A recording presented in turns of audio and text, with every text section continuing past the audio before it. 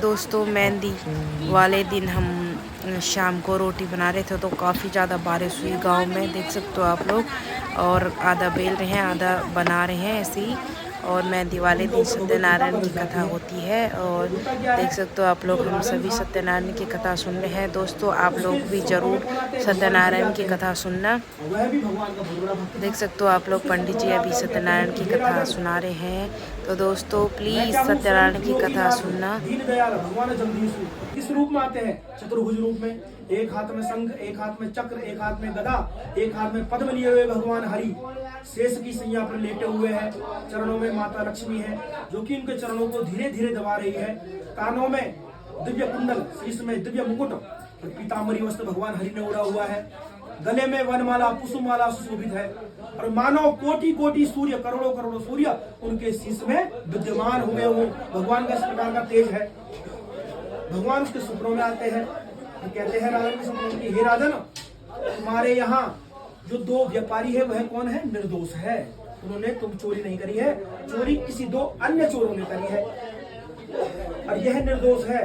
तो तुम मेरा कहा मानो और अगली सुबह ब्रह्म मुहूर्त में तुम दोनों ही व्यापारियों को मान सम्मान के तौर पर बाइज्जत बरी कर दो, उनको उनका व्यापार का सामान लौटा दो। अपनी तरफ से अगर हो सके तो कुछ सोने की मुद्राएं दे दो, धन दे दो, धान्य दे दो। तो राजन भगवान का बहुत बड़ा भक्त था, तो भगवान हरि के श्रीमुख वचन सुनने के बाद उसकी नींद उठ जाती है अर्धरात्रि में और सुबह ब्रह्म मुहूर्त में वह अपने दरबारियों को कहता है, सैनिकों को कहता है कि हे सैनिकों, तुम दोनों ही व्यापारियों को मेरे सामने सम्मुख ले आओ, प्रस्तुत कर दो। तो दोनों के दोनों व्यापारी आते हैं।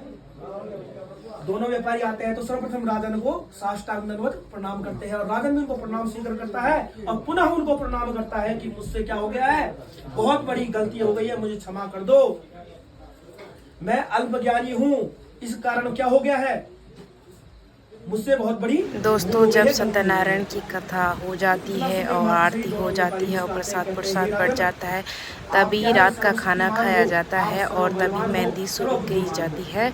तो दोस्तों इस वीडियो को ज़्यादा से ज़्यादा शेयर करना, लाइक करना और सब्सक्राइब करना ना भूलिए। धन्यवाद। सारा व्यापार का सामान लौटा देता है और उस समय एक मार्ग से दूसरे मार्ग में जाने के लिए नौका, नाव की जरूरत होती है।